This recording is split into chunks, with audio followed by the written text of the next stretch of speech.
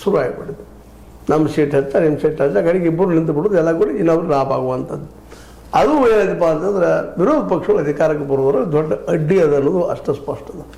ಹೀಗಾಗಿ ಈ ಅಡ್ಡಿ ಅಪಘಾತನ ಅಭ್ಯಾಸ ಮಾಡಿದಂಥ ರಾಜಕೀಯ ತಜ್ಞನ ಇವರು ಜೀವನ ತುಂಬ ಅತ್ಯಂತ ಬುದ್ಧಿವಂತ ಬಿರುಕಿ ನಮ್ಮ ಶರದ್ ಪವಾರ್ ಅವರು ಹೋಗಿದ್ದಾನೆ. ಈಗಾಗಲೇ ಮಗ ಇನ್ನು ಮತ್ತೆ ಏನಂತ ಕೆಲಕ್ಕೆ ಹೇಳಿದ್ರು, ಇನ್ನು ಹೊಳ್ಳಿಂತ ಬರೋದ್ರು ಏನು ಮಾಡಿದರು, ಮತ್ತು ನಮಗೂ ವಯಸ್ಸಾಗಿದೆ, ಮತ್ತು ಅನಗತ್ಯ ನಾವು ಕೇಂದ್ರದ ಬರಿಷ್ಠ ಸರ್ಕಾರವನ್ನು ಎದುರು ಹಾಕೋದ್ರಾಗ ಏನೂ ಮಾಡ್ತಿಲ್ಲ ಅನ್ನೋ ಮನೋಸ್ಥಿತಿಗೆ ಅವ್ರು ಬಂದಂಗೆ ಕಾಣ್ತಾರೆ. ಮತ್ತು ಮೇಲಾಗೆ ಅದೇನು ಆಗಲಾರ್ದು ಹೋಗಲಾರ್ದು ಕೆಲಸ ಅವ್ರಿಗೆ ಗೊತ್ತದ ಅನುಭವದಿಂದ.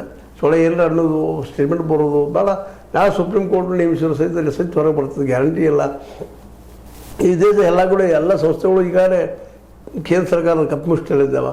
ಯಾಕೆ ಸುಳ್ಳ ಗುದ್ದಾಡೋದಪ್ಪ, ಆಗಿತ್ತು ಆಗಬಾರ್ದಾಗಿತ್ತು ದುರಂತ, ನಮ್ಮ ಮಗನ ಹೋಗಿದ್ದಾರೆ ಅನ್ನೋಂಗೆ ಶರದ್ ಪವಾರ್ ಅವರು ಈ ನಿರ್ಧಾರ ನೋಡಿದ್ರೆ ಮೋಸ್ಟ್ಲಿ ಇದು ಇಲ್ಲಿಗೆ ಮುಗಿಯೋಂಕ ಅಂತ. ಅದೇನೇ ಇರಲಿ, ಅದು ಮುಗಿತದನೋ ಮುಂದೆ ಬೆಳೀತದನೋ ವಿರೋಧ ಪಕ್ಷಕ್ಕೆ ಆಡಳಿತ ಪಕ್ಷಕ್ಕೆ ಬಿಟ್ಟ ವಿಷಯ. ಇದರಲ್ಲಿ ಏನಪ್ಪ ಅಂದ್ರೆ ಬುದ್ಧಿವಂತಿಗೆ ಹೆಜ್ಜೆ ನೆಟ್ಟರು ನಮ್ಮ ಶರದ್ ಪವಾರ್ ಅವರು. ಯಾಕೆಂದ್ರೆ ಎಲ್ಲ ಕಡೆ ಅವ್ರಿಗೆ ಆಪ್ಷನ್ ಓಪನ್. ಯಾಕಂದರೆ ಅವರೇನಪ್ಪ ಅವರು ಜನಪರವಾಗಿ ಏನೋ ಮಾಡಬೇಕು ಅನ್ನೋಂಥವ್ರಲ್ಲ, ಏನು ನಮ್ಮ ಉಳಿವಿಗಾಗಿ ಜನರ ಸೇವೆ ಮಾಡಿದ್ರೆ ವಿನಃ ಅವ್ರು ಇಡೀ ರಾಜಕೀಯ ನೋಡ್ಕೊತ ಬಂದಾಗ ಅವ್ರು ಪೂರ್ಣ ಪ್ರಮಾಣದ ಒಂದು ಮೆಜಾರಿಟಿ ಮಾಡ್ಕೊಳ್ಳಿಕ್ಕೆ ಆಗಿಲ್ಲ ಅನ್ನೋದು ಅಷ್ಟು ಸತ್ಯದ. ಹೌದಪ್ಪ NCPದ ಒಂದು ಸರ್ಕಾರ ಆಗ್ಯದ ಅಂತೇಳಿ, ಅದು ಆಗೋ ಸಾಧ್ಯತೆಗಳು ಇಲ್ಲ ಅಂತೇಳಿ ಈಗಾಗಲೇ ಸ್ಪಷ್ಟವಾಗ್ಯದ.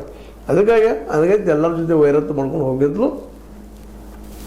ಎರಡೂ ಕಡೆ ಎಲ್ಲ ಕಡೆ ನಮ್ಮ ದೋಸ್ತಿ ಇರಲಿ ಅನ್ನೋಂಥ ಮನೋಸ್ಥಿತಿಗೆ ಬಂದಿದ್ದಾರೆ. ಯಾಕಂದ್ರೆ ಏನೋ ಮಾಡಿದ್ರು ಸತ್ತ ಮಂದಿ ಹೊರಗಡೆ ಬರೋದಿಲ್ಲ ಅನ್ನುವಂಥ ಸಿದ್ಧಾಂತ ಎಲ್ಲರಿಗೂ ಗೊತ್ತಿರುವಂಥ ವಿಷಯ.